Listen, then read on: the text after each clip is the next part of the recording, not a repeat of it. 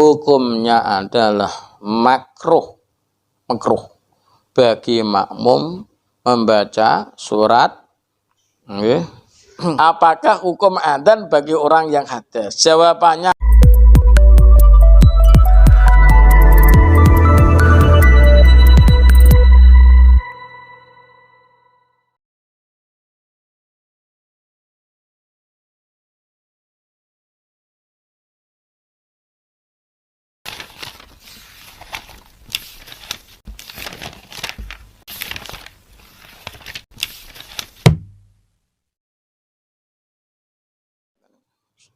ini mungkin sesuatu yang sudah banyak berlaku, banyak dilakukan manusia. Kadang-kadang kebingungan, tapi dia harus tanya kepada siapa. Bolehkah seorang makmum membaca surat-suratan? Maksudnya surat-surat setelah Fatihah dalam sholat jahriyah. Padahal dia makmum. Makmum itu membaca surat-suratan itu oleh ora. Nah, jawabannya hukumnya adalah makruh bagi makmum membaca surat ketika mendengar bacaan imam. Makmum itu krungu. Ketika makmum itu masih mendengar bacaan suratnya imam, dia itu makruh membaca surat. Nah, keterangannya di mana? Ning di. Bahasa Jawa ning di keterangannya. Kadang-kadang kan ono ngoten niku. Imame yo maca surat-suratan, makmume maca surat-suratan sendiri. Wah, biar kita kerenan ngono. Imame kan wacane tabat. Ah, kurang keren, aku tak maca Wadduha. Nah, ya kan? Lah ini hukumnya makruh. Keterangan kitab Khasyiatul Jamal juz 2, jilid 2. Saifah 45, 46, 47. Wah, Khasyiatul Jamal jilid 2, Saifah 45, 46, 47. Coba Khasyiatul Jamal. Ini melalui perjuangan yang sangat panjang sampai tidak bisa tidur. Ratu itu sampai jam 8:30 pagi. Saya bacakan. Wacana Khasyiatul Jamal. Sunnah ayyakro'a ghairuhu, disunahkan membaca selain makmum, ghairul makmum, selain makmum min imamin wa munfarid. Jadi imam dan munfarid itu boleh membaca surat-suratan. Suratan ing surat ghairal Fatihah ing sali Fatihah fi rakaataini rakaat loro ulayaini kang awal karone. Kembali munfarid, imam adalah sunnah. Terus lahwa fala tusannu lau sura. Fala tusannu lau suratun insami'a. Lahwa tidak disunahkan bagi makmum, ayil makmum. Makmum tidak sunahkan membaca. Ora usah keren-kerenan. Maca tek tabat, aku hafal surat Jumu'ah. Wah, ayo malah rapol. Fala tusannu, maka tidak disunahkan lahu bagi makmum suratun. Bagi makmum itu tidak disunahkan membaca surat-suratan selain Fatihah jika masih mendengar linnahzi an qiraatihi laha, karena ada larangan makmum membaca surat tersebut seperti hadis yang diriwayatkan Abu Dawud. Terus bagaimana? Bal yastami'u qiraata imamihi. Bahkan dia itu harus mendengarkan bacaan imam. Walaupun suaranya imam elek. Ya. Suaramu merdu. Jadi bal yastami'u qiraata imami liqouli ta'ala wa idza quri'al qur'anu fastami'u lahu. Nah, sekarang tafsir fa'il lam yasma'. Jika makmum tersebut tidak mendengarkan bacaan suratnya imam, li somamin krono budek. Makmume ku apa? Bahasane tuli. Nah, anak basa kasare kan kopok umpamane ya kan? Iya kan? Nah. Au butin atau waduh, karena makmumnya jauh. Aw sama'i sautin atau mendengar suara. Aw sama'i sautin mendengar suara lam yafhamhu. Kang ora paham sapa makmum ing saut aw israri imami. Utawa oleh maca siri imam. Utawa oleh maca surat imam aku mau iri-iri. Israr maksudnya kan banter. Imame kuatir. Sebab ndek iki kita era pati semburine sampean kita wong alim ndek kan wani banter. Nah, walau fi jahriyah senajan dalam sholat yang dibaca jahr qira'a suratan. Loh, kalau dia itu tidak mendengar bacaan imam karena dia jauh atau dia tuli atau mendengar suara yang tidak paham, atau imamnya sengaja membaca israr, membaca pelan, walaupun dalam sholat yang jahr, maka dia disunahkan membaca qira'a suratan itla makna li sukutihi. Karena tidak ada faedah ketika dia itu berdiam diri. Jadi dia boleh membaca itu kalau memang dia tuli atau jauh atau membaca suara yang dia tidak paham atau imamnya sengaja membaca israr. Kalau dia mendengar berarti dia makruh. Qalu bal yasma'u qira'ata imami. Nah niki. Terus ndok napa iki Hasyah Jamal ndok qalu wa tukrahu lahu al-qira'ah kama huwa dhahirun. Dan membacanya makmum tersebut membaca surat adalah hukumnya makruh karena adalah larangan. Itu soal yang pertama. Soal yang kedua. Apakah makmum masbuk disunahkan membaca surat-suratan selain Fatihah di rakaat ketiga dan keempat? Jadi kamu masuk sholat isya umpamanya. Kowe masuk rakaat yang ketiga. Imamnya kan orang maca surat. Bagi imam kan sudah tidak sunahkan di rakaat ketiga. Kamu kan masuk rakaat yang pertama lah. Kowe nek dadi masbuk piye? Nah. Ketoke salat gampang, gampang. Wah, ini mbah ya Kang. Bareng takoki, piye lah? Aku ya mbah. Ngono ae, Cuk. Ketoke, jangan ketoke, kok ketoke. Nah, kalau menjadi makmum masbuk, apakah kamu disunahkan membaca surat selain Fatihah di rakaat ketiga dan keempat? Jawabannya disunahkan. Oh, jawaban disunahno. Keterangan di mana? Ya kita Khasyiatul Jamal. Khasyiatul Jamal luar biasa. Jilid 2 Shahifah 47. Tenang Khasyiatul Jamal Shahifah 47.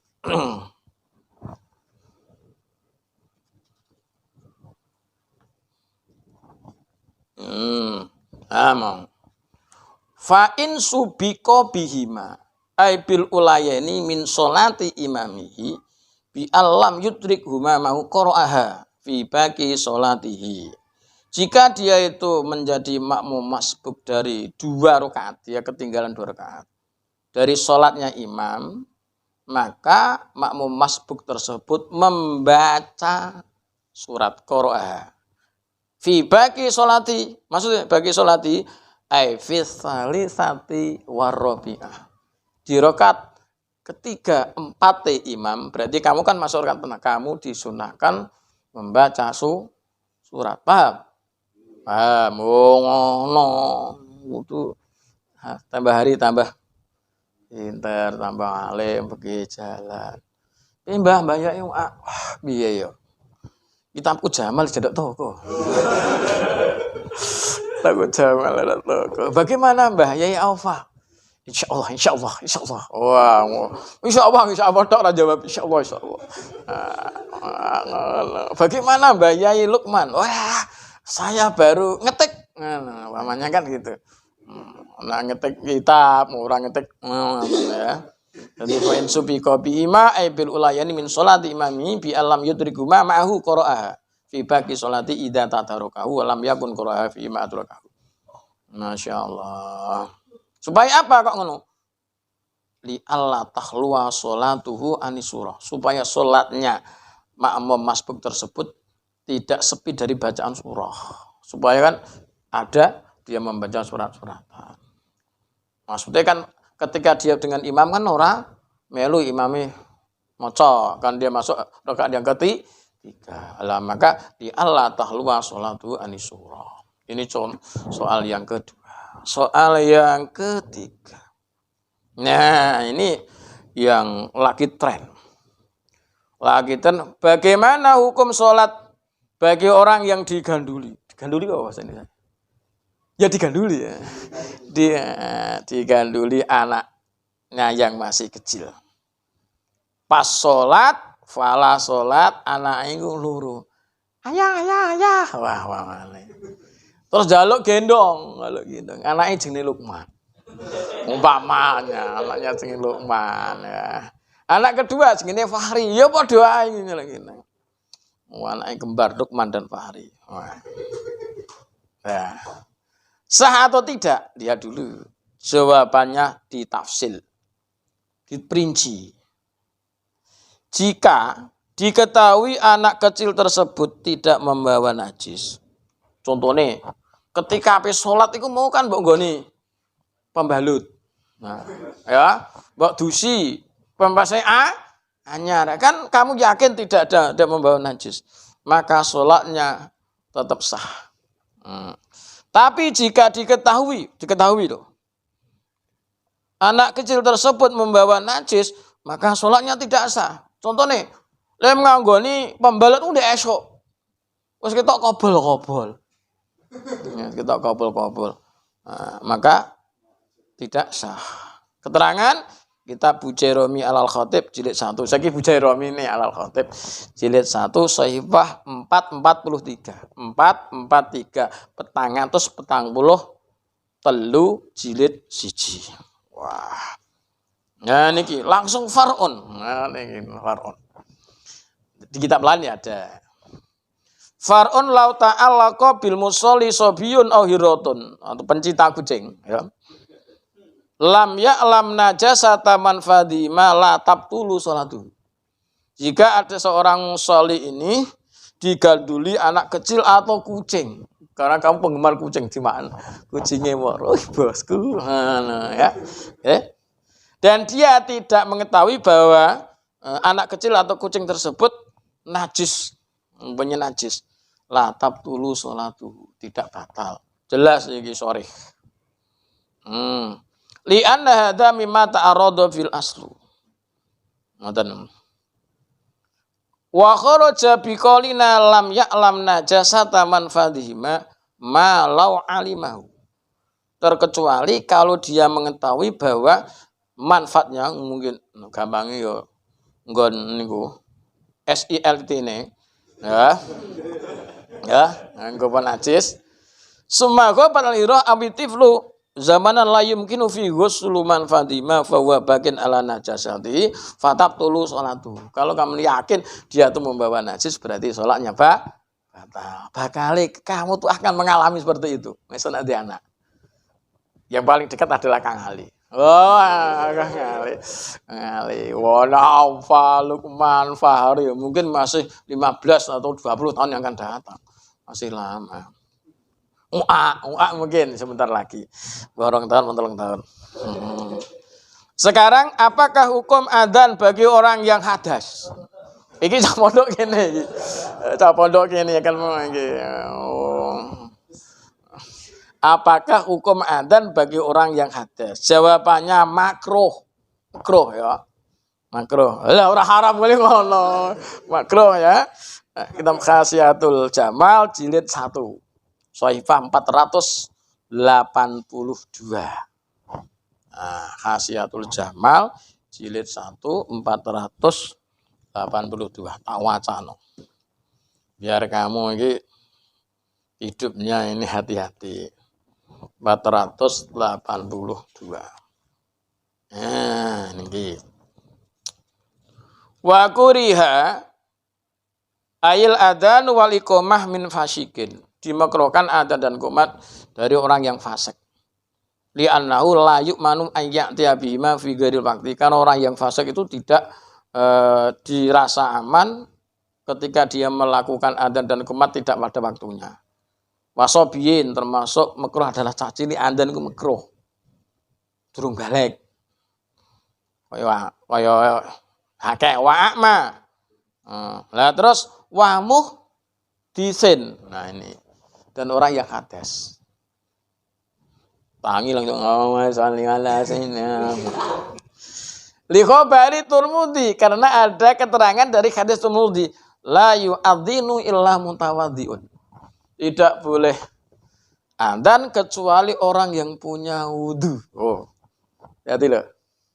Dadi nek adzan wudu sik ngono carane. Nah, sik. Lah saiki nek umpamane iki wis duwe wudu. Adzan wis duwe wudu. Tengah-tengah adzan ngentut. Nah, ini yang jadi masalah. Apakah apa ini? Apakah lanjut adzan atau mandek? Qalu wa muhtisin illa idza ahdatsa fil asna. Kecuali dia hadas di dalam tengah-tengah adzan. Wis wudu tengah-tengah adzan ngetokno yes. Nah, ini bagaimana ini? Fa innal afdhola ikmaluhu. Yang lebih utama menyempurnakan adzan. Kenapa? Hadasnya di tengah adzan. Paham? Jadi asale suci wis duwe wudu, wis tet, wis adzan mesti hayya 'alas shalah. Ke mana? Nah, gitu. Nah, yang lebih utama kamu menyempurnakan adzan. Wala yustahabu qat'uhu liyatawaddu'a, dan tidak disunahkan memotong adzan supaya dia berwudu, tidak disunahkan. Wala yustahabu qat'uhu. Jadi kamu fa innal afdhola ikmaluhu, tetap lebih baik menyempurnakan adzannya, kamu tidak usah memotong adzan tersebut. Intaha ha'lam. Wallahu a'lam bishawab. Alhamdulillah. Muga-muga barokah manfaat. Amin Allahumma amin. Al-Fatihah. Iyyaka na'budu wa iyyaka nasta'in. Alladzina an'amta 'alaihim ghairil maghdubi 'alaihim waladdallin.